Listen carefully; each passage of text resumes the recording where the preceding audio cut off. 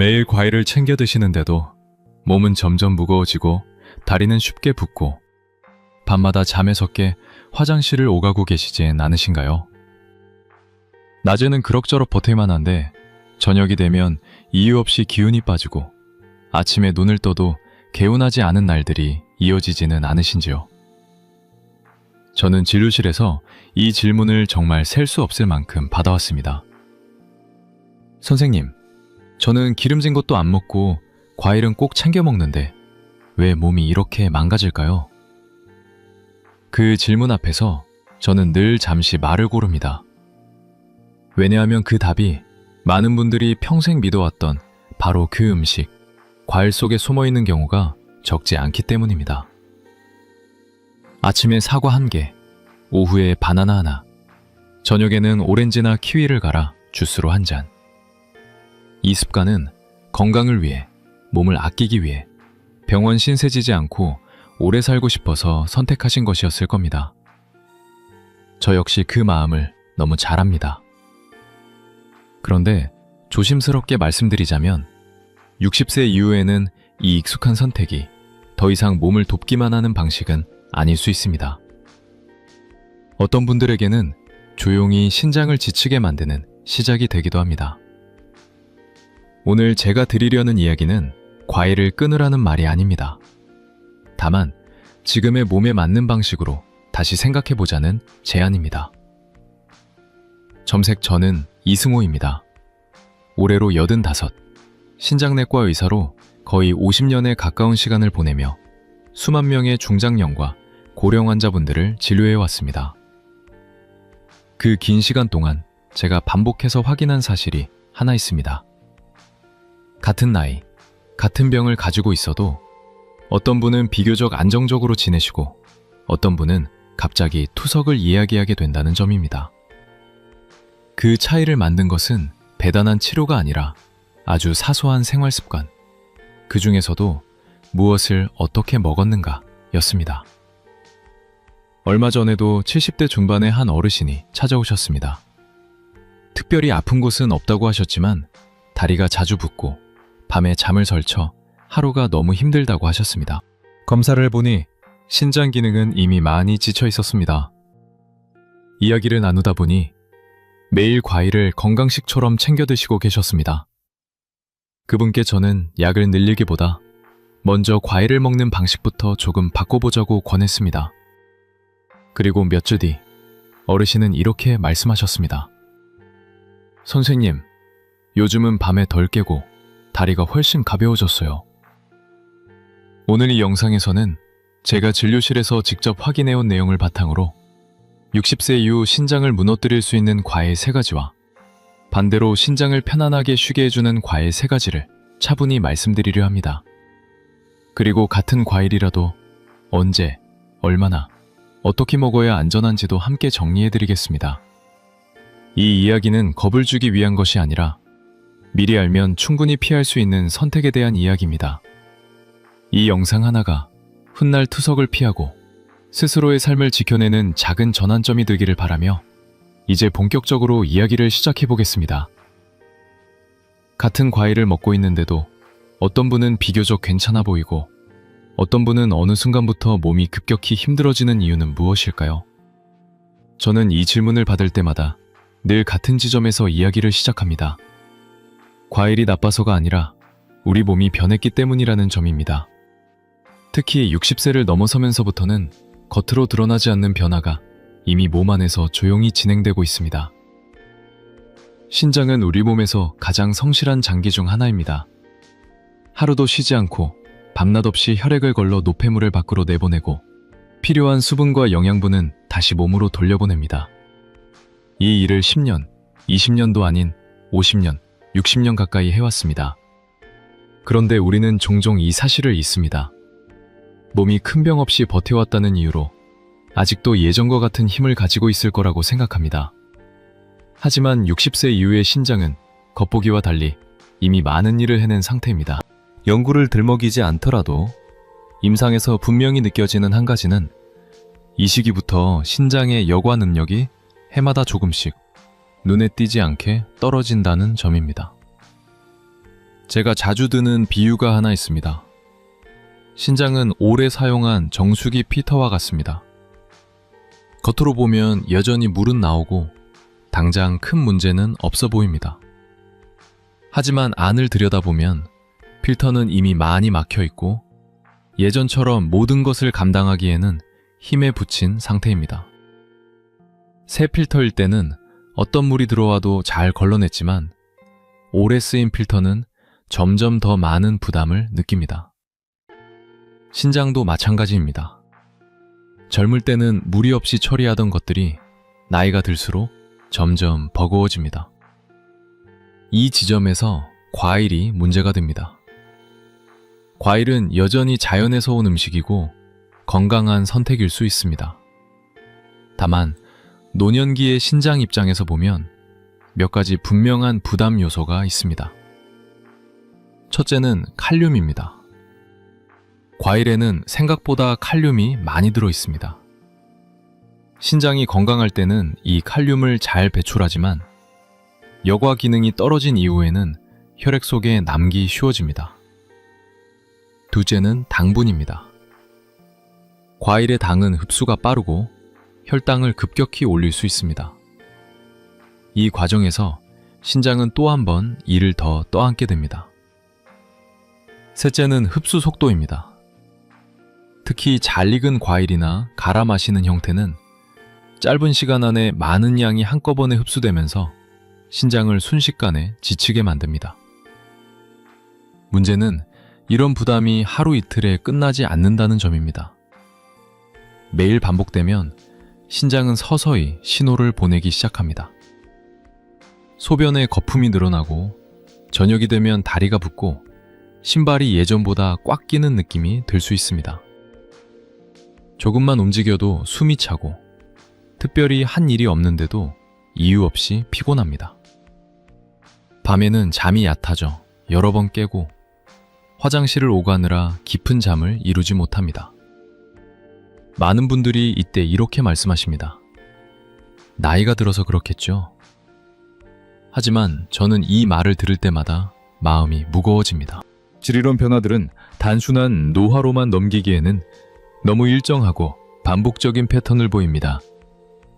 신장은 아프다고 소리를 내지 않습니다. 대신 이런 방식으로 조용히 도움을 요청합니다. 지금의 방식이 조금 버겁다고, 잠시 쉬고 싶다고 말입니다. 이 신호를 무시한 채 예전과 똑같이 먹고 마시다 보면 어느 날 갑자기 검사 결과가 크게 나빠졌다는 말을 듣게 되는 경우도 적지 않습니다. 그래서 저는 이 부분을 가장 먼저 짚고 싶었습니다. 과일을 끊으라는 이야기가 아니라 왜 60세 이후에는 같은 과일도 다르게 작용할 수 있는지를 이해하는 것이 출발점이기 때문입니다.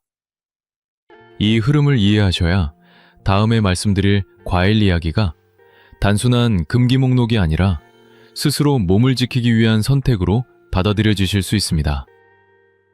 이제부터는 많은 분들이 아무 의심 없이 드시고 있지만 노년의 신장에는 특히 부담이 될 수 있는 과일들에 대해 하나씩 차분히 말씀드려 보겠습니다. 가을이 되면 진료실에서도 이런 말을 자주 듣습니다. 선생님, 요즘 감이 너무 달고 부드러워서 몇 개 먹었을 뿐이에요. 실제로 감은 계절이 주는 선물처럼 느껴지는 과일입니다. 잘 익은 단감이나 홍시는 씹지 않아도 될 만큼 부드럽고 달콤해서 노년층에게 특히 먹기 편한 음식으로 여겨집니다. 그래서 더더욱 의심 없이 손이 가는 과일이기도 합니다.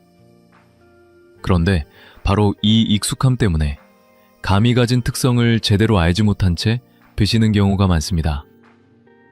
가을마다 어르신들이 가장 많이 드시는 그 과일이 왜 문제가 될 수 있을까요? 콩감에는 탄닌이라는 성분이 매우 풍부하게 들어 있습니다. 이 성분은 떫은 맛의 원인이기도 한데 입안에서만 작용하는 것이 아니라 위 안에서도 중요한 변화를 일으킵니다. 탄닌은 위산과 만나면 서로 엉겨붙는 성질이 있습니다. 쉽게 말해 부드럽던 음식이 위 속에서는 점점 단단해질 수 있다는 뜻입니다. 젊은 시절에는 이 과정이 큰 문제가 되지 않습니다. 위의 움직임이 활발하고 음식물을 아래로 밀어내는 힘이 충분하기 때문입니다. 하지만 나이가 들수록 상황은 조금씩 달라집니다. 노년기에 접어들면 소화관의 운동성이 눈에 띄게 느려집니다. 위가 수축하고 이완하는 믿음이 약해지고 음식물이 머무는 시간도 길어집니다. 이 상태에서 탄닌이 많은 감을 드시면 위 안에서 음식이 오래 머무르며 서로 뭉치기 쉬운 환경이 만들어집니다. 처음에는 별다른 느낌이 없을 수 있습니다. 속이 조금 더부룩하다거나 소화가 늦는 정도로 지나가기도 합니다. 하지만 이런 일이 반복되면 감 속의 탄닌과 음식 찌꺼기가 서서히 단단한 덩어리를 이루게 됩니다. 컴패티티브니스는 이런 덩어리가 생기더라도 비교적 잘 밀어냅니다. 위산 분비도 충분하고 장으로 보내는 힘도 강해서 큰 문제로 이어지지 않는 경우가 많습니다. 하지만 노년의 위는 그렇지 않습니다. 한번 만들어진 덩어리를 스스로 처리하기가 쉽지 않고 점점 더 커질 가능성도 있습니다. 이 차이가 바로 나이에 따른 결정적인 차이입니다. 같은 감을 먹어도 젊은 사람과 어르신의 몸은 전혀 다르게 반응할 수 있습니다. 감이 특별히 나쁜 과일이라는 뜻이 아니라는 것입니다. 문제는 언제, 누가, 어떤 상태에서 먹느냐입니다. 특히 공복 상태에서 감을 드시는 습관은 노년기에는 더 큰 부담이 됩니다. 위 안에 다른 음식이 없는 상태에서는 탄님의 영향이 더 직접적으로 나타나기 때문입니다. 부드럽고 달콤해서 부담 없을 것 같지만 실제로는 위와 신장 모두에게 조용한 부담이 될 수 있습니다. 저는 진료실에서 이런 말씀을 자주 드립니다. 어르신, 몸이 편하다고 느껴지는 음식이 항상 몸속에서도 편한 것은 아닙니다. 감은 씹기 쉽고 달아서 먹는 순간에는 위로가 되는 음식일 수 있습니다. 하지만 노년기의 소화력과 신장 기능을 함께 생각해보면 조금은 조심해서 접근해야 할 과일이기도 합니다. 특히 가을철에 감이 흔해질수록 매일 습관처럼 드시는 경우라면 한 번쯤은 멈춰서 생각해 보셔야 합니다. 이제 다음으로는 많은 분들이 기운을 내기 위해 선택하지만 신장이 약해진 이후에는 전혀 다른 결과를 부를 수 있는 또 다른 과일 이야기를 이어가 보려 합니다. 겉보기에는 건강해 보이지만 노년의 몸에는 예상치 못한 부담이 될 수 있는 선택에 대해 차분히 함께 살펴보겠습니다. 브렁거스에 깊어가던 어느 날이었습니다. 응급실에서 연락이 왔고 70대 초반의 한 어르신이 극심한 복통과 구토로 실려오셨다는 이야기를 들었습니다. 보호자분은 몹시 놀란 얼굴로 제게 이렇게 말씀하셨습니다. 선생님, 아침까지는 멀쩡하셨어요. 특별히 산한 것도 드신 적이 없고요. 이야기를 차분히 들어보니 며칠 전부터 가을 감이 맛있다며 하루에 몇 개씩 드셨다고 했습니다. 특히 아침에 식사 대신 감으로 간단히 때우는 날도 있었다고 하셨습니다. 하면서 어르신은 계속해서 속이 답답하고 메스껍다고 호소하셨습니다. 처음에는 단순한 소화불량이나 장염을 의심할 수 있는 상황이었습니다. 하지만 영상검사를 확인한 순간 상황은 조금 달라졌습니다. 위 안에 단단하게 뭉친 덩어리가 보였고 이미 상당한 크기로 자라 있었습니다. 흔히 말하는 위석이었습니다. 부드럽게 드셨을 감이 위 안에서는 전혀 다른 모습으로 변해 있었던 것입니다. 이 어르신의 위는 이미 노화로 인해 운동성이 많이 떨어진 상태였습니다. 음식물을 아래로 밀어내는 힘이 약해져 있었고 그 위에 탄닌이 많은 감이 반복해서 들어오면서 서서히 단단한 덩어리가 만들어진 것입니다. 처음에는 별다른 증상이 없었을지도 모릅니다. 하지만 어느 순간부터 위에 출골을 맞기 시작했고 그 결과가 갑작스러운 복통과 구토로 나타났습니다. 자칫하면 수술까지 이어질 수 있는 상황이었습니다. 다행히도 비교적 이른 시점에 발견되어 큰 수술 없이 치료 방향을 잡을 수 있었습니다. 치료가 어느 정도 진행된 뒤 어르신은 제게 이렇게 말씀하셨습니다. 선생님, 감이 이렇게 될 줄은 정말 몰랐어요. 부드럽고 달아서 몸에 좋을 줄만 알았죠. 그 말 속에는 놀라움과 함께 스스로를 탓하는 마음도 담겨 있었습니다. 하지만 저는 그분께 이렇게 말씀드렸습니다. 잘못 드신 게 아닙니다. 다만 몸이 예전과 달라졌다는 사실을 아무도 알려주지 않았을 뿐입니다. 이 사례는 결코 특별한 이야기가 아닙니다. 감철이 되면 비슷한 상황으로 병원을 찾는 어르신들을 저는 여러 차례 만나왔습니다. 모두들 공통적으로 말씀하십니다. 많이 먹은 것도 아니고 몸에 좋다고 알려진 과일을 먹었을 뿐이라고요. 바로 그 지점이 문제의 핵심입니다. 노년기의 몸은, 특히 소화기관과 심장은 젊을 때와 같은 방식으로 음식을 받아들이지 않습니다. 같은 감이라도, 같은 양이라도 그 결과는 전혀 다를 수 있습니다. 여기서 꼭 짚고 넘어가야 할 점이 있습니다. 감을 평생 먹지 말라는 이야기가 아닙니다. 다만 60세 이후에는 특히 공복 상태에서 감을 드시는 습관은 신중하게 생각해 보셔야 합니다. 공복에 들어온 감은 소화기관에 직접적인 부담을 주고 그 과정에서 신장 역시 불필요한 일을 떠안게 됩니다. 소화가 지연되고 몸 안에 머무는 시간이 길어질수록 신장은 그 부산물을 처리하느라 더 지치게 됩니다. 그래서 저는 분명히 말씀드리고 싶습니다. 60세 이후, 특히 공복에 먹는 감은 신장과 소화기관 모두에 부담이 될 수 있습니다. 이 사실을 미리 알고 선택을 바꾸는 것만으로도 충분히 피할 수 있는 위험입니다. 이 이야기를 들으시며 마음이 조금 불편해지셨다면 그것은 겁을 주기 위해서가 아니라 몸의 신호를 조금 더 일찍 알아차리기 위한 과정이라고 생각해 주셨으면 합니다.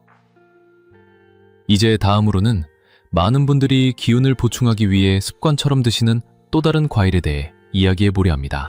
겉으로는 활력을 주는 음식처럼 보이지만 신장이 약해진 이후에는 전혀 다른 얼굴을 드러낼 수 있는 선택입니다. 그 이야기를 통해 왜 과일은 무엇을 먹느냐만큼이나 어떻게 먹느냐가 중요한지 함께 이어서 살펴보겠습니다. 기운난이라는 말, 누구에게나 맞는 말은 아닙니다. 이 문장을 꺼낼 때마다 저는 잠시 숨을 고릅니다. 왜냐하면 바나나는 오랫동안 힘이 떨어질 때 먹는 과일, 아플 때도 부담 없이 먹을 수 있는 음식으로 사랑받아 왔기 때문입니다. 실제로 젊은 시절에는 그 말이 크게 틀리지 않았습니다. 운동 후에 하나 먹으면 금세 기운이 도는 느낌이 들고 속도 편안했을 겁니다. 그래서 많은 분들이 지금도 피곤할 때면 자연스럽게 바나나를 찾습니다. 저 역시 그 선택이 왜 생겨났는지 충분히 이해합니다. 문제는 몸의 조건이 달라졌다는 점입니다. 특히 신장이 예전만큼 여유롭지 않은 상태가 되었을 때 바나나는 전혀 다른 얼굴을 드러낼 수 있습니다. 바나나에는 칼륨이 비교적 많이 들어 있습니다. 신장이 건강할 때는 이 칼륨을 적절히 걸러내고 배출하는데 큰 어려움이 없습니다. 하지만 신장 기능이 떨어진 이후에는 상황이 달라집니다. 몸속에 들어온 칼륨이 제때 빠져나가지 못하고 혈액 속에 조금씩 쌓이기 시작합니다. 처에는 아주 미묘한 변화로 나타납니다. 손끝이나 발끝이 이유 없이 저릿저릿해지거나 가만히 있어도 심장이 두근거리는 느낌이 들 수 있습니다. 많은 분들이 이 정도에서는 대수롭지 않게 넘기십니다. 요즘 좀 피곤해서 그렇겠지요. 하지만 이 상태가 계속되면 심장의 박동 리듬에까지 영향을 미칠 수 있습니다. 가슴이 불규칙하게 뛰는 느낌이 들고 숨이 답답해지기도 합니다. 드물지만 관리되지 않은 상태에서는 더 큰 문제로 이어질 가능성도 있습니다. 이 모든 과정이 어느 날 갑자기 생기는 것이 아니라 조용히, 단계적으로 진행된다는 점이 가장 무서운 부분입니다. 진료실에서 만났던 한 60대 후반 남성분의 이야기가 떠오릅니다. 그분은 늘 에너지를 유지해야 한다며 아침마다 바나나를 꼭 챙겨 드셨습니다. 특별한 지병이 있다고 생각하지도 않으셨고 스스로는 건강관리에 신경 쓰고 있다고 믿고 계셨습니다. 그런데 어느 날부터 손발이 자주 저리고 가슴이 답답해 병원을 찾으셨습니다. 검사 결과를 확인해 보니 칼륨 수치가 이미 정상 범위를 벗어나 있었습니다. 그분은 놀란 표정으로 제게 물으셨습니다. 선생님, 바나나는 몸에 좋은 거 아니었나요? 저는 그분께 바나나를 당장 끊으라고 말하기보다 잠시 쉬어보자고 권했습니다. 그리고 다른 생활 습관은 그대로 둔 채 바나나만 식단에서 빼보자고 제안했습니다. 몇 주가 지나 다시 만났을 때 그분은 이전보다 한결 편안해진 얼굴로 이렇게 말씀하셨습니다. 요즘은 가슴 두근거림이 거의 없고 몸도 덜 무거워요. 에너지를 얻기 위해 먹던 습관이 오히려 몸을 지치게 하고 있었다는 사실을 그때서야 체감하신 겁니다. 이 이야기를 들으시며 혹시 마음이 불편해지셨다면 그것은 아주 자연스러운 반응입니다. 바나나는 오랫동안 좋은 음식으로 자리 잡아왔기 때문입니다. 하지만 저는 늘 이렇게 말씀드립니다. 음식의 좋고 나쁨은 절대 고정되어 있지 않다고요. 몸의 상태가 바뀌면 음식의 역할도 달라집니다. 특히 60세 이후 신장이 예전 같지 않다는 신호가 보이기 시작했다면 바나나는 한 번쯤 다시 생각해봐야 할 과일입니다. 이제 다음으로는 과일 그 자체보다도 먹는 방식이 더 큰 문제를 만드는 경우에 대해 이야기해 보려 합니다. 씹어 먹을 때는 괜찮아 보이지만 갈아서 마시는 순간 전혀 다른 부담이 되는 선택에 대한 이야기입니다. 왜 어떤 과일은 형태가 바뀌는 것만으로도 신장을 더 힘들게 하는지 그 흐름을 이어서 함께 살펴보겠습니다. 문제는 과일이 아니라 갈아 마시는 방식입니다. 이 말을 들으시면 고개를 갸웃하시는 분들도 계실 겁니다. 오렌지나 키위는 비타민이 풍부하고 상큼해서 건강을 생각하는 분들이라면 한 번쯤 주스로 드셔봤을 과일입니다. 특히 씹는 힘이 예전 같지 않거나 속이 더부룩할 때는 갈아서 마시는 것이 훨씬 편하게 느껴지기도 합니다. 실제로 진료실에서도 선생님, 과일은 그냥 갈아 마셔요. 그게 더 흡수도 잘 되고 좋잖아요. 라는 말씀을 자주 듣습니다. 그 마음 역시 충분히 이해합니다. 하지만 씹어 먹을 때와 갈아 마실 때 우리 몸이 받아들이는 방식은 전혀 다릅니다. 오렌지나 키위를 주스로 만들면 섬유질의 구조가 대부분 깨지고 당분과 칼륨이 아주 짧은 시간 안에 한꺼번에 몸속으로 들어오게 됩니다. 씹어 먹을 때는 천천히 흡수되던 성분들이 주스가 되는 순간 속도를 높입니다. 입에서는 부드럽고 상쾌하지만 몸 안에서는 신장이 단숨에 많은 일을 떠안게 되는 구조입니다. 젊은 시절에는 이 변화가 크게 느껴지지 않을 수 있습니다. 신장에 아직 여유가 있고 대사 속도도 빠르기 때문입니다. 하지만 60세 이후에는 상황이 달라집니다. 신장은 낮 동안 이미 여러 차례 일을 해온 상태이고 저녁이 되면 자연스럽게 쉬어야 할 준비를 합니다. 그런데 이 시간에 주스로 만든 과일이 들어오면 신장은 다시 한번 바쁘게 움직여야 합니다. 당분을 처리하고 칼륨을 걸러내고 늘어난 수분을 조절해야 하기 때문입니다. 이 과정이 반복되면 어떤 일이 생길까요? 먼저 밤에 화장실을 자주 가게 됩니다. 야간류가 늘어나면서 잠이 자주 깨고 깊은 잠을 이루지 못합니다. 잠이 얕아지면 다음날 몸은 더 피곤해지고 낮에 기운이 없어 다시 주스나 단 음식을 찾게 됩니다. 그렇게 또다시 저녁에 주스를 마시는 악순환이 만들어집니다. 신장은 쉬지 못하고 몸은 점점 무거워집니다. 많은 분들이 이 상태를 두고 나이가 들면 원래 잠이 없는 거지 라고 말씀하시지만 저는 이 말을 들을 때마다 안타까운 마음이 듭니다. 지체제로 진료실에서 만났던 한 70대 초반 여성분은 매일 전화 후 건강을 위해 오렌지와 키위를 갈아 주스로 드셨습니다. 낮에는 괜찮았지만 밤마다 두세 번씩 깨 화장실을 가느라 잠이 늘 부족하다고 하셨습니다. 검사 결과 신장 기능은 이미 많이 지쳐 있었습니다. 저는 그분께 주스를 끊고 낮 시간에 과일을 씹어 드셔보자고 권했습니다. 며칠 지나지 않아 선생님, 요즘은 밤에 한 번만 깨요 라는 말씀을 들을 수 있었습니다. 약을 바꾼 것도 특별한 치료를 한 것도 아니었습니다. 단지 먹는 방식과 시간을 바꾼 것뿐이었습니다. 이 이야기를 통해 꼭 전하고 싶은 메시지는 하나입니다. 오렌지나 키위가 나쁜 과일이라는 뜻이 아닙니다. 문제는 과일 자체가 아니라 그것을 갈아 마시는 방식, 그리고 특히 저녁에 마시는 습관입니다. 60세 이후에는 몸의 리듬을 존중해주는 것이 무엇보다 중요합니다. 밤은 회복과 휴식을 위한 시간이지 처리해야 할 일을 더 늘리는 시간이 아닙니다. 그래서 저는 아주 단순한 원칙을 권해드립니다. 60세 이후에는 마시는 과일보다 씹는 과일이 훨씬 안전합니다. 씹는 과정 자체가 흡수를 늦추고 신장에 시간을 벌어줍니다. 그리고 과일은 가급적 낮에 몸이 활동하는 시간에 드시는 것이 좋습니다. 이 작은 차이가 밤에 잠을 바꾸고 다음날의 컨디션을 바꾸며 신장이 느끼는 부담을 크게 줄여줍니다. 이제 다음으로는 이렇게 부담이 되는 과일 이야기와는 달리 비교적 신장을 편안하게 해주고 노년기의 몸에 잘 맞는 과일들에 대해 이야기해 보려 합니다. 무엇을 피해야 하는지를 알았다면 이제는 무엇을 선택하면 좋은지 그 방향으로 함께 나아가 보겠습니다. 너무 흔해서 과소평가된 과일이 있습니다.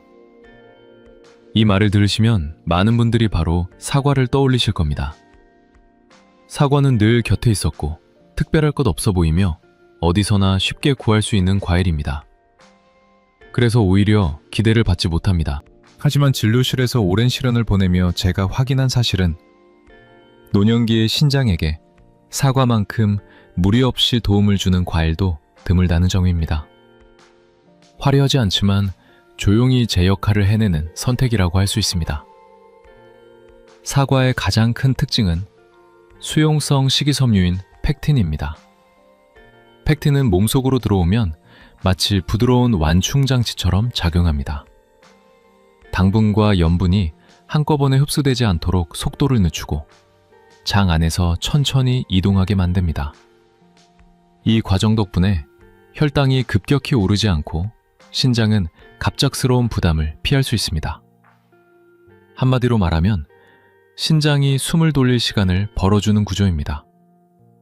노년기의 몸에는 바로 이런 여유를 만들어주는 음식이 필요합니다.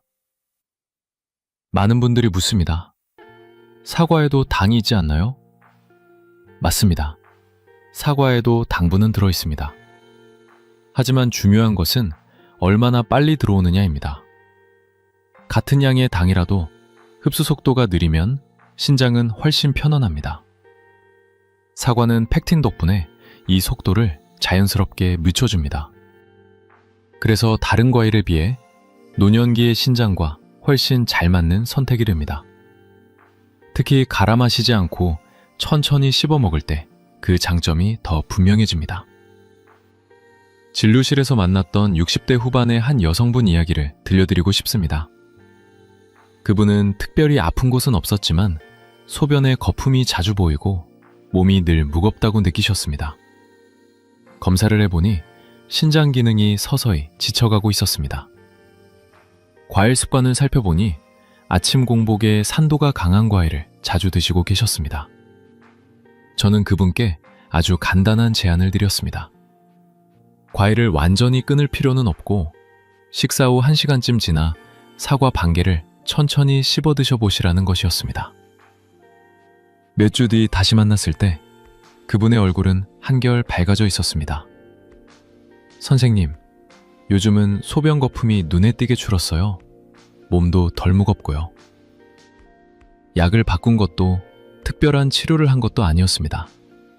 단지 과일의 종류와 먹는 타이밍을 바꿨을 뿐이었습니다. 이 변화는 기적이라기보다 신장이 편안해졌다는 신호에 가까웠습니다. 몸이 과한 일을 하지 않아도 되니 자연스럽게 균형을 되찾은 것입니다. 사과의 또 다른 장점은 욕심을 부리지 않게 만든다는 점입니다. 크기도 부담스럽지 않고 반 개만 먹어도 충분하다고 느끼게 합니다. 이것은 노년기 식습관에서 매우 중요한 요소입니다. 많이 먹지 않아도 만족할 수 있는 음식은 그 자체로 몸을 지키는 선택이 됩니다. 사과는 그런 의미에서 신장을 배려하는 과일이라고 할 수 있습니다. 물론 사과 역시 만능은 아닙니다. 먹는 시간과 양은 여전히 중요합니다. 공복보다는 식후에, 한 번에 많은 양보다는 반 개 정도가 적당합니다. 이 기본 원칙만 지켜도 사과는 노년기의 몸에 훨씬 부드럽게 작용합니다. 무엇보다 불안감을 주지 않는 과일이라는 점이 큽니다. 먹고 나서 속이 불편하지 않고 밤잠을 방해하지 않으며 다음날까지 부담을 남기지 않습니다. 이제 사과 이야기를 통해 어떤 과일이 노년기의 신장과 잘 맞는지 감이 오셨을 겁니다. 다음으로는 사과와는 또 다른 방식으로 몸을 편안하게 해주는 과일 이야기를 이어가 보려 합니다. 수분을 부드럽게 보충해주고 무거운 몸을 가볍게 만드는 선택에 대해 차분히 함께 살펴보겠습니다. 사과 이야기를 들으시며 그렇다면 다른 과일은 어떨까 하고 궁금해지셨을 겁니다. 노년기의 몸은 단순히 영양을 더하는 것보다 부담을 덜어주는 선택에 훨씬 더 잘 반응합니다. 그런 의미에서 배와 블루베리는 화려하지 않지만 조용히 몸을 도와주는 과일로 자주 떠올리는 선택입니다. 특히 물을 충분히 마시기 힘들거나 몸이 자주 붓고 무거운 느낌이 드는 분들에게는 더 그렇습니다. 배는 이야기부터 해보겠습니다. 배는 수분 함량이 매우 높은 과일입니다. 한 입 베어 무는 순간 느껴지는 시원함은 단순한 맛 이상의 의미를 가집니다. 노년기에 접어들면 많은 분들이 물 마시는 것을 부담스러워 하십니다. 밤에 화장실을 자주 가게 될까 걱정되기도 하고 속이 더부룩해질까 꺼려지기도 합니다. 그러다 보니 하루 전체 수분 섭취량이 자연스럽게 줄어드는 경우가 많습니다. 이럴 때 배는 억지로 물을 마시는 것보다 훨씬 부드러운 대안이 됩니다. 보느배에 들어있는 수분은 천천히 흡수되면서 몸에 스며듭니다. 또한 배는 순환 이뇨작용을 도와 몸에 불필요하게 정체된 수분을 자연스럽게 밖으로 내보내는 데 도움을 줍니다. 이 과정이 과하지 않다는 점이 중요합니다. 갑작스럽게 화장실을 자주 가게 만들기보다는 몸의 흐름을 정리해주는 느낌에 가깝습니다. 그래서 다리가 자주 붓거나 저녁이 되면 양말 자국이 오래 남는 분들에게 배는 비교적 편안한 선택이 될 수 있습니다. 어떤 한 어르신은 물을 거의 드시지 않는 분이셨습니다. 밤에 한 번만 덜 깨고 싶어서요. 라는 말씀이 늘 따라왔습니다. 그분께 저는 무리하게 물을 늘리기보다는 점심 무렵에 배를 조금씩 드셔보자고 권했습니다. 며칠 뒤 다시 배웠을 때 몸이 덜 붓고 저녁에 숨이 한결 편해요. 라는 이야기를 들을 수 있었습니다. 배는 이렇게 신장을 자극하지 않으면서도 몸의 균형을 조용히 도와주는 과일입니다. 다음으로 블루베리에 대해 이야기해 보겠습니다. 블루베리는 크기도 작고 맛도 강하지 않아 간식으로 가볍게 먹기 좋은 과일입니다. 많은 분들이 블루베리를 눈이나 피부에 좋은 과일 정도로만 알고 계시지만 신장 입장에서 보면 또 다른 장점이 있습니다. 블루베리에는 항산화 성분이 풍부하게 들어있어 신장의 미세혈관을 보호하는 데 도움을 줍니다. 신장은 수많은 가느다란 혈관으로 이루어진 장기이기 때문에 이 미세한 혈관들이 얼마나 건강한지가 여과 기능과 직결됩니다. 나이가 들수록 혈관은 자연스럽게 약해지고 탄력을 잃습니다. 이 과정이 신장에서도 그대로 나타납니다. 블루베리의 도화조 전기, 자조계동 가청됩니다. 그러면 그치름부는 신장의 상돌이 파천과 이역에 대해 검했습니다. 블루베리의 항산화 작용은 이런 변화를 늦추는 데 도움이 될 수 있습니다. 무엇보다 중요한 점은 블루베리가 다른 과일에 비해 칼륨 함량이 비교적 낮다는 사실입니다.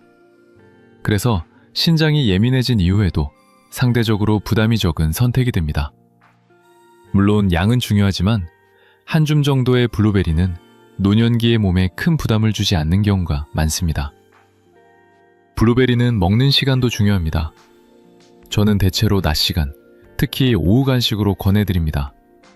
낮에는 몸의 활동량이 있고 신장도 비교적 여유가 있기 때문입니다. 요거트에 조금 곁들이거나 그냥 씹어 드셔도 좋습니다. 중요한 것은 밤을 피하는 것입니다. 블루베리는 작고 가볍지만 역시 과일이기 때문에 저녁 늦게 드시면 불필요한 일을 신장에 남길 수 있습니다.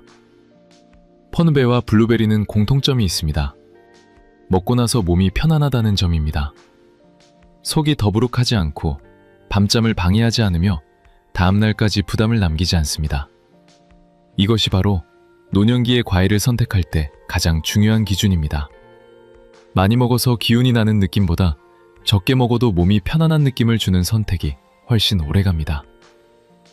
인랑 이제까지 이야기한 사과, 배, 블루베리는 모두 조심스럽게 고른 과일이라는 공통된 성격을 가지고 있습니다.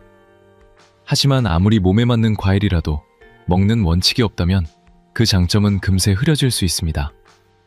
그래서 다음으로는 60세 이후 반드시 기억해 두셔야 할 과일 섭취의 기본 원칙에 대해 차분히 정리해 보려 합니다. 이 원칙을 알고 나면 과일은 더 이상 불안한 음식이 아니라 스스로 몸을 돌보는 도구가 될 수 있습니다. 과일의 좋고 나쁨은 종류보다 타이밍에 있습니다. 이 말을 들으시면 의아하게 느끼실 수도 있습니다. 우리는 오랫동안 어떤 과일이 몸에 좋고 어떤 과일이 나쁜지에만 집중해왔기 때문입니다. 하지만 진료실에서 수많은 어르신들을 지켜보며 제가 확신하게 된 점은 하나입니다. 같은 과일이라도 언제, 얼마나, 어떻게 먹느냐에 따라 약이 될 수도 있고 부담이 될 수도 있다는 사실입니다. 특히 60세 이후에는 이 차이가 몸 상태를 크게 가릅니다. 먼저 꼭 기억하셔야 할 첫 번째 원칙은 공복에 과일을 먹지 않는 것입니다. 아침에 눈을 뜨자마자 과일로 하루를 시작하는 습관은 젊을 때에는 큰 문제가 없었을지 모릅니다. 하지만 노년기의 몸에서는 공복 상태가 신장과 소화기관 모두에게 예민한 시간입니다.